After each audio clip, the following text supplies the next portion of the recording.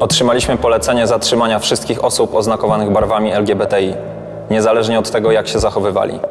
Polecenie to traktowaliśmy jako rozkaz, który należy wykonać. Tak w sądzie zeznał policjant, który mnie zatrzymał. Na krakowskie przedmieście dotarłem po zakończeniu demonstracji. Zatrzymali nas policjanci, mnie i moich przyjaciół. Oskarżyli nas o udział w nielegalnym zbiegowisku i czyn chuligański, a przecież wtedy nas tam nie było. Miałem na sobie tęczową maseczkę i pewnie przez to trafiłem na dołek. Spędziłem tam prawie dobę bez kontaktu z prawnikiem czy rodziną. Policjanci mnie wyszydzali i wyśmiewali. To nie jest moja historia, ale moja sprawa.